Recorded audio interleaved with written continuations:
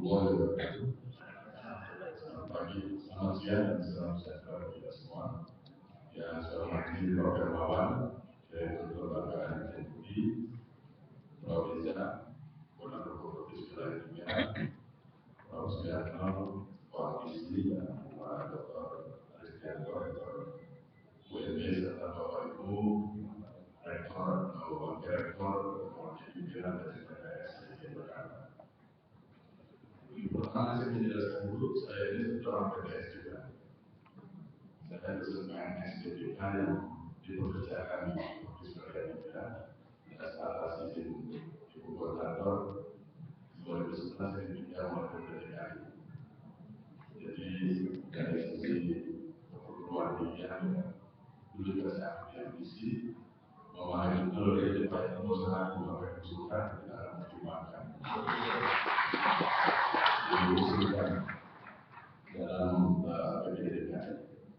Selama itu regulasi memungkinkan dalam konteks regulasi yang menjelaskan beberapa poin yang mungkin bisa kami dinas pendidikan tidak lanjuti untuk pada APBD 2014 kalau masih dulu karena ini sudah akhir-akhir waktu atau tidak memungkinkan ya karena perubahan Juli 2014 nanti.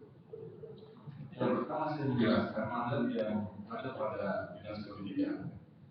Dulu di DKI ada dinas Mendi seperti Pak Bapak katakan atau Andi Menjer Dinas. Sekarang di tingkat provinsi dinas itu sudah digabung di dinas pendidikan. Dengan kita menggunakan uang dipilihkan, maka ada satu bidang yang namanya dikti. Itu kalau bidangnya saya perkenalkan itu Dr. Ismail Dimas. Kepala bidangnya standarisasi pendidikan dan pendidikan tinggi. Jadi urusan pendidikan tinggi hanya satu bidang di dinas pendidikan tersebut. Sedangkan di Kota Madia ada dua subdivitas dan subdivimen. Tingginya tidak juga di bawah. Baik Bapak Ibu, dinas pendidikan mempunyai tugas juga untuk ikut mengembangkan pendidikan tinggi kecuali yang paling dikenal sesuai dengan produk. Pertama adalah kecuali berkaitan dengan kurikulum, yang kedua kecuali berkaitan dengan pengangkatan dosen, dan yang ketiga berkaitan dengan akreditasi. Jadi aspek ini yang tidak akan disentuh oleh dinas pendidikan karena bukan tupoksi dari dinas pendidikan di Jakarta yang mengambil dasar dan menengah. Nah, hal-hal yang boleh sesuai dengan amanah program. Jadi dari mana saya katakan mana bisa ada kita usulkan. Pertama adalah pembinaan dan maslahat tambahan dosen. Kita dalam maslahat ini bersayap ini. Masyarakat bisa berarti tambahan biaya pendapatan, masyarakat bisa berarti tambahan non gaji, penelitian dan sebagainya. Beberapa sudah kami lakukan. Maka ini saya kira domain yang luas masuk ke halaman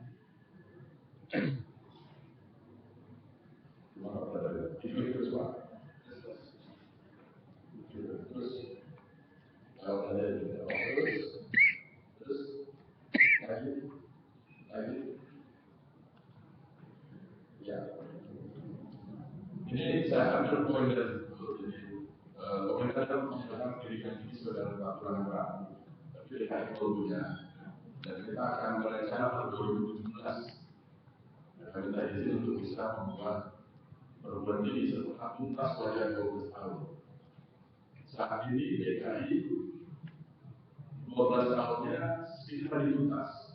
Pemahaman akan dituntas adalah ketika semua sekolah negeri dan swasta dibiayai oleh pemerintah DKI, maka tuntas wajah.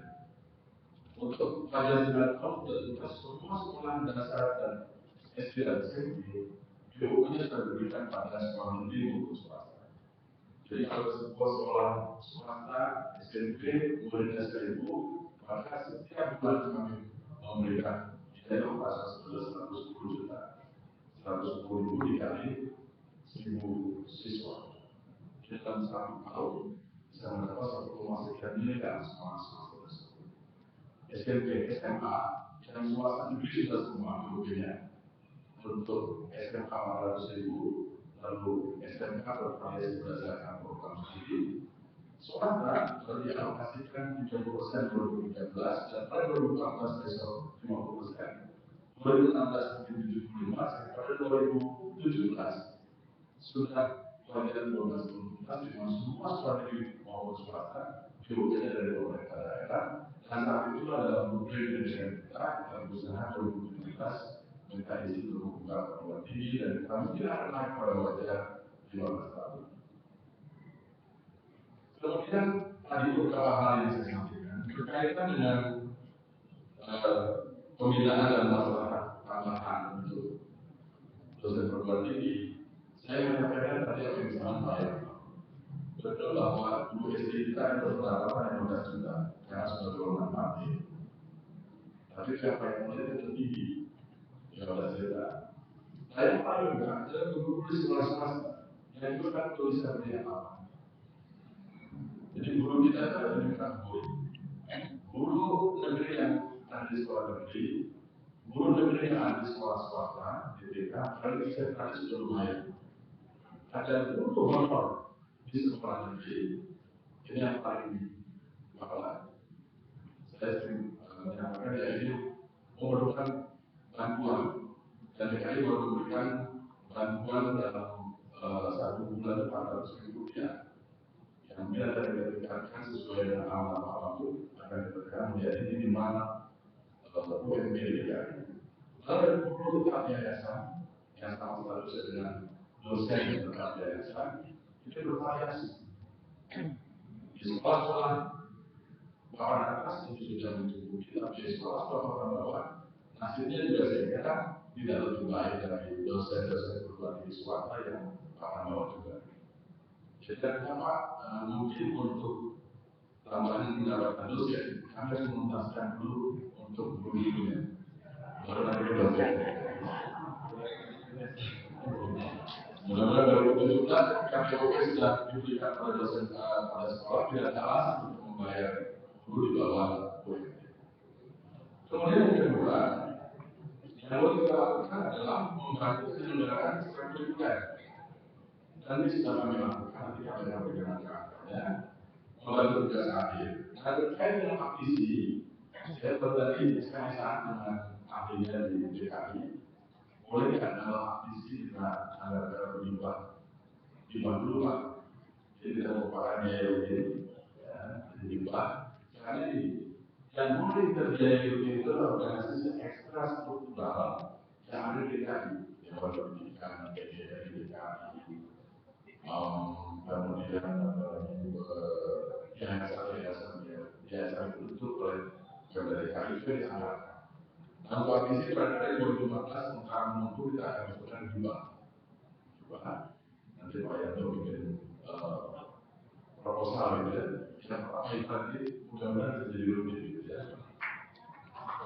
Nah, jumlahnya tergantung proposal Pak Yanto. Kalau itu ada proposal Pak Yanto yang dinilai oleh kami. Lalu kita masih dulu Pak 2014 kami akan dari izin para Pak Dinas dan DPR. Jadi Pak Yanto sehabis ini mungkin juga kita tidak lanjut kalau saya akan sampaikan angka-angka yang berkaitan dengan negeri tadi dua kali Pak. Sekali lagi, ini adalah angka-angka. Jadi kalau kita lihat 2011-2012, DKI Jakarta menganggarkan untuk yayasan beasiswa DKI itu ngurusin masih SMA, SMK, dan MA. Karena SD dan SMP semuanya sudah lunas. Ya. Tapi di 2013 ini, kita tidak lagi melayani beasiswa untuk anak SMA, SMK, dan madrasah alia. Karena sekolah-sekolah swasta, 40% sudah kami alokasikan, dan itu khususnya tidak mampu, berarti yang mampu bukan membayar. Maka kita biasanya pada 2013 kemarin, yayasan beasiswa tidak lagi mengurus pendidikan dasar mereka, tapi sudah bergeser ke pendidikan tinggi. Di mana untuk beasiswa perguruan tingginya kita berikan 5.000 mahasiswa, itu pasti masih kurang.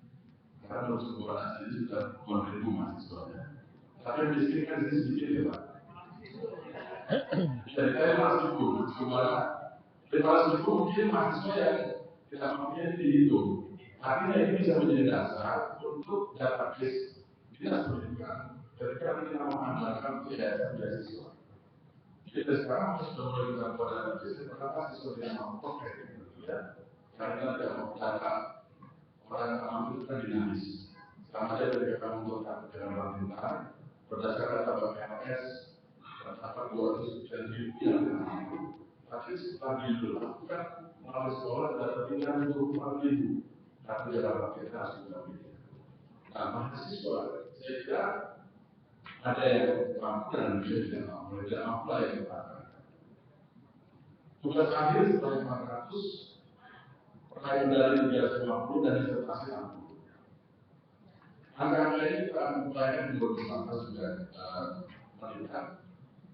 Kalau saya lihat pada anggaran tambahan yayasan beasiswa ini, sehingga dengan demikian kita berharap porsi yang menjadi tanggung jawab Pemda itu bisa segera meningkatkan untuk peningkatan perguruan tinggi. Kalau begitu,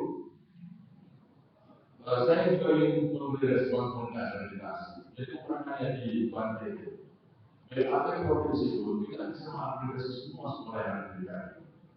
Tahun ini ada sekitar ratusan sekolah yang belum kita akreditasi. Dan pasar berbeda perpanjangan sesuatu administrasi yang dimiliki karena semua anggarannya juga terbatas. Tapi memang kalau kita punya komitmen yang kuat, maka kita akan usahakan pada 2014 itu akreditasi selain ada alokasi dan ada pemerintah pusat, DKI akan seluruhnya. Sehingga 2015 kita berharap tidak ada alasan tidak ada dana untuk akreditasi sekolah SD, SMP, SMA, dan seharian. Kemudian yang terkait dengan KTP pemerintah ini, jadi mahasiswa di DKI Jakarta punya anggaran tentu untuk warga DKI Jakarta. Tapi DKI Jakarta juga tidak melupakan bahwa di sekeliling itu adalah lingkungan yang mendukung, yang menopang, yang tidak bisa terpisahkan dari Jakarta. Maka saya akan menyampaikan dulu filosofinya. Bahwa DKI boleh mengharapkan untuk membantu warga di sekeliling atau Pemda di sekelilingnya dalam kaitan dengan pembiayaan. Dan ini sudah kita lakukan. Untuk pembongkaran pil di Bogor yang Depok itu sebagiannya 2 miliar dari Pemda DKI Jakarta. Peserta didik kita 5%. Dan ini angkanya sudah menunjukkan ada di diskusi itu minta ditambah dari 20% saja. 5% dan penduduk kita penduduk kebanyakan bersama di Jakarta dan menjadi penduduk itu angka regulasi. Tetapi yang ada sebetulnya lebih dari 25%. Karena begini, ketika anak SD masuk menjadi siswa di Jakarta, maka walaupun dia penduduk dari Subang, dari Bandung, dari Tangerang, dari Depok, dia ternyata sebagai siswa Jakarta. Ketika dari SD dia mau SMP, maka basis dia adalah anak ini bukan tempat tinggal, tapi basis di mana dia berserta sekolah. Artinya dia tidak lagi dalam kuota 5% di luar DKI, tapi sudah masuk dalam program. Oleh karenanya, itu saja yang kita lakukan. Basisnya sudah perlindungan, tapi porsinya akan ditambah. Nah, saya kira terkait dengan warga non-DKI kebutuhan tinggi, karena sistem kuota yang kita bisa bicarakan.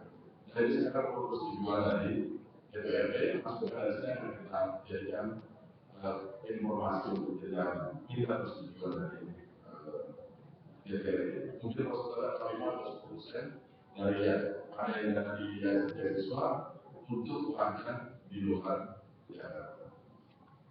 Kajian ini aja Bapak Ibu. Kajian itu sekarang semua basisnya adalah penduduk Jakarta. Ini masing-masing menjadi diskusi yang di luar Jakarta seperti yang ada di sana. Dengan logika tadi seharusnya atau filosofi tadi bisa kita lakukan dengan persetujuan dari DPRD. Saya kira itu Bapak Ibu untuk mengawali diskusi. Terima kasih.